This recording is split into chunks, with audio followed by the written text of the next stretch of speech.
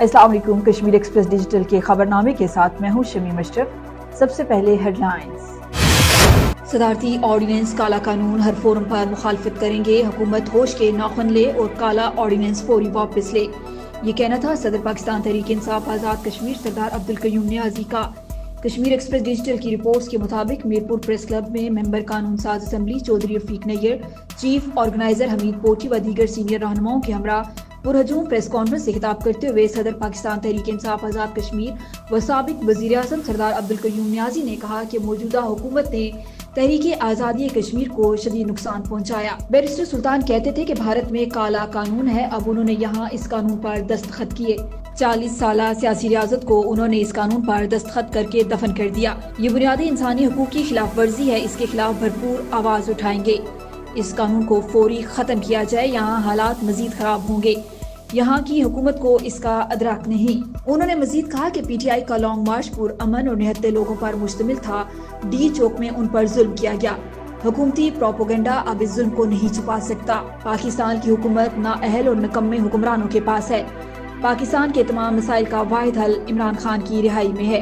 उन्होंने मजीद कहा कि ज्वाइंट एक्शन कमेटी हुकूमती नाअहली की वजह से तीसरी जमात बनकर बाहर निकल आई है। मेंबरान असेंबली जो आज बो रहे हैं वो कल काटेंगे। Jammu Kashmir joint action committee Azad Kashmir के सदारती ऑर्डिनेंस के खिलाफ एहतजाज की हिमायत करते हैं, मगर किसी सूरत पाकिस्तान के खिलाफ नारे लगाने या पाकिस्तान दुश्मनी को सपोर्ट नहीं कर सकते। ऑल जम्मू कश्मीर मुस्लिम कॉन्फ्रेंस ने सदारती ऑर्डिनेंस को मुस्तरद कर दिया। कश्मीर एक्सप्रेस डिजिटल की रिपोर्ट्स के मुताबिक मुस्लिम कॉन्फ्रेंस के सदर साबिक वजीर आजम सरदार अतीक अहमद खान ने कहा कि सदारती ऑर्डिनेंस एक काला कानून है। सदारती ऑर्डिनेंस के तहत आज़ाद कश्मीर में इंसदादे दहशतगर्दी फोर्स के लिए महकमा पुलिस में गैर रियासती गैर मुकामी भर्ती जैसे गैर संजीदा गैर दानिशमंदाना इकदाम को मुस्लिम कॉन्फ्रेंस मुस्तरद करती है। आज़ाद कश्मीर हुकूमत इसको फौरी वापस ले, क्योंकि ये सरासर इंसानी हुकूक जमहूरी कदरों के मुनाफी है। इससे न सिर्फ आज़ाद कश्मीर की पुरअमन फिजा खराब होगी, बल्कि पाकिस्तान मुखालिफ कुव्वतों को फिर से सर उठाने का मौका मिलेगा। अगर सदारती ऑर्डिनेंस को कानूनी जवाज फराहम करने या मंजूर करने की कोशिश की गई तो मुस्लिम कॉन्फ्रेंस हुकूमत से अलहदगी इख्तियार कर लेगी।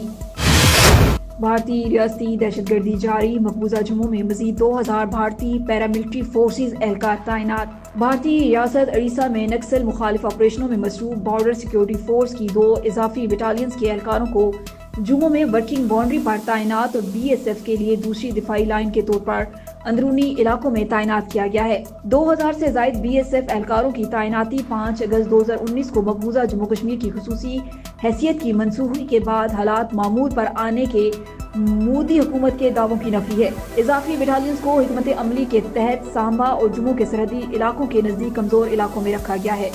बीएसएफ ने सीसीटीवी कैमरों से लैस निगरानी के मुतअद्दिद आलात लगाए हैं। नए शामिल होने वाले एहलकारों के लिए आरजी और मुस्तकिल अड्डों के क़याम समेत नकलो हरकत की तैयारियां जारी हैं। वज़ीर आज़म अनवारुल हक का हेल्थ पैकेज आवाम के लिए अजीम कारनामा है, ये कहना था डीजी हेल्थ का।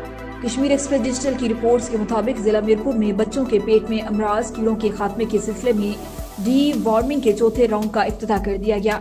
डी वार्मिंग मुहिम के इफ्तिताह के मौका पर मुनक्किदा तकरीब से खिताब करते हुए डायरेक्टर जनरल सेहत आमा आज़ाद कश्मीर डॉक्टर फारूक अहमद नूर ने कहा कि वज़ीर आज़म आज़ाद कश्मीर चौधरी अनवारुल हक की सरबराही में हुकूमत हेल्थ पैकेज देकर गरीब लोगों के इलाज मुआलजे की सहूलियात उनकी दहलीज पर दे रही है। आलमी अदारा सेहत से मुसद्दका अदवायात डी वार्मिंग मुहिम के दौरान बच्चों को दी जाएंगी। इस मुहिम को कामयाब करने के हवाले से तमाम मकतबा फिक्र से ताउन दरकार है। उन्होंने मजीद कहा कि सेहतमंद मुआशरे का क़याम तमाम अकाइयों के ताउन से मुमकिन है।